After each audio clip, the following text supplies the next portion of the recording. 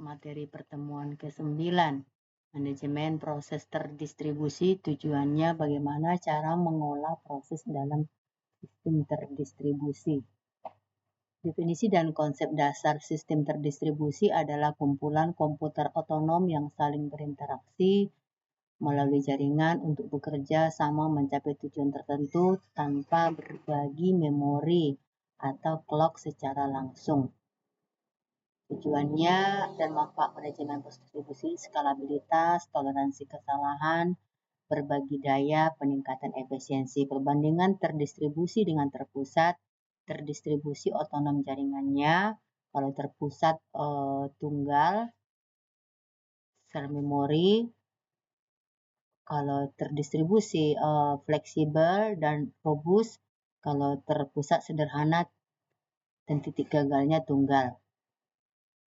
Aspek kunci yang akan dibahas adalah konsistensi, kontrol dan kontrol konkurensi, toleransi kesalahan dan pemulihan, penjadwalan terdistribusi, dan keamanan pada sistem terdistribusi. Pembuatan proses atau proses creation, yaitu yang pertama proses lokal, mekanisme dan implementasi overhead proses lokal, misalnya di Solaris 30 kali lebih lama dari thread adalah pertimbangan kunci. Studi kasus sistem terdistribusi, misalnya SharkWST dengan fragmentasi basis data mengoptimalkan kinerja dan minimalkan resiko. Proses jarak jauh menggunakan RPC, Remote Procedure Call, dan message passing untuk komunikasi antara proses di alamat memori yang berbeda. Tantangannya arsitektur proses, paradigma komunikasi, penamaan dan protokol sinkronisasi. Pemindahan proses atau proses migration. Definisi dan tujuan, kemampuan memindahkan eksekusi proses dari satu host ke host lain dalam sistem terdistribusi. Tujuannya adalah menyederhanakan desain sistem dan meningkatkan kinerja melalui distribusi beban kerja. Jenis-jenis pemindahan yaitu preemptive, itu proses dapat dipindahkan kapan saja saat aktif. Non-preemptive itu proses dipindahkan pada titik stabil tertentu. Manfaat dan overheadnya adalah manfaatnya peningkatan kinerja, desain sederhana, toleransi kesalahan. Overheadnya adalah waktu hentinya tinggi, kompleksitas state, penggunaan bandwidth jaringan. Mekanisme pemindahan proses membutuhkan transfer seluruh state proses, yaitu data register files descriptor dari host asal ke tujuan. Checkpointing menciptakan salinan state proses secara periodik atau terpaju. Serialisasi state ke format penyimpanan. Deserialisasi saat melanjutkan, meningkatkan toleransi kesalahan dan sinkronisasi state. Pemicu checkpoint meliputi interval waktu, pemicu berbasis progres atau sinyal eksternal. Penyimpanan beban atau load balancing. Pentingnya load balancing. Load balancing mendistribusikan lalu lintas jaringan antara server untuk mencegah beban berlebihan. Ini menjaga ketersediaan, meningkatkan kinerja, dan mengurangi waktu respon. Mencegah overload server, meningkatkan kinerja, dan mengurangi waktu respon, meningkatkan ketersediaan sistem.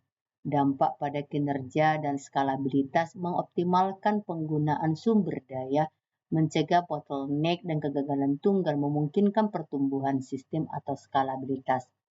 Algoritma load balancing statis. Penugasan beban yang telah ditentukan sebelumnya dan tidak berubah secara dinamis berdasarkan kondisi server saat ini. Round robin, weighted round robin. Algoritma load balancing dinamis mendistribusikan beban kerja secara real time menyesuaikan dengan kondisi server. Ini with less connection dan less response time. Strategi dan implementasi menggunakan reservoir proxy niche penerapan load balancing geografis. Toleransi kesalahan atau fault tolerance. Konsep dasar dari toleransi kesalahan adalah kemampuan sistem terdistribusi untuk beroperasi secara terus-menerus dan benar, meskipun terjadi kegagalan pada satu atau lebih komponennya. Ini krusial untuk menjaga keandalan, ketersediaan, dan konsistensi sistem. Area fokus utamanya adalah mekanisme redundansi dan replikasi. Yang kedua, deteksi dan pemulihan kegagalan. Yang ketiga, algoritma conscious data. Yang keempat, strategi penanganan partisi. Redundansi dan replikasi diduplikasikan komponen atau data untuk menyediakan jalur cadangan jika terjadi kegagalan atau failure. Deteksi dan pemulihan mekanisme mengidentifikasi dan mengembalikan sistem ke kondisi operasional, yaitu heartbeat dan checkpointing. Algoritma konsensus memastikan semua node sepakat tentang status atau urutan operasi data. POXOS atau RAF. Penanganan partisi jaringan strategi untuk menjaga konsistensi dan ketersediaan saat jaringan tercapai. Studi kasus dan implementasi nyata.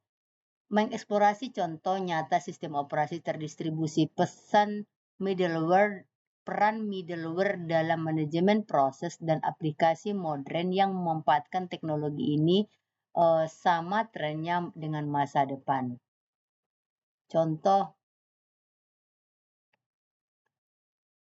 sistem operasi terdistribusi, Amoeba, Angel, Chorus, dan Linux. Aplikasi modem, cloud computing, platform komputasi awan sangat bergantung pada konsep sistem terdistribusi dan middleware untuk skalabilitas serta efisiensi sumber daya.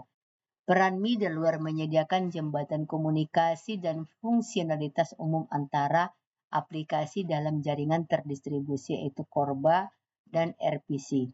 Tren perkembangan masa depan itu inovasi terus berlanjut pada arsitektur microservice, komputasi tanpa server, dan teknologi blockchain untuk sistem terdistribusi.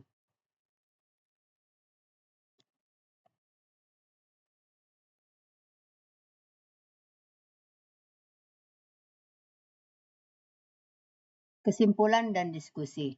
Rangkuman poin-poin utama, inovasi teknologi terus mendorong batasan baru.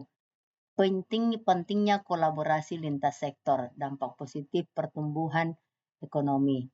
Tantangan dan peluang di masa depan yaitu regulasi yang adaptif dan fleksibel, ekspansi pasar global, dan kemitraan strategis. Demikian lanjutan dari materi pertemuan ke-9, semoga bermanfaat. Terima kasih.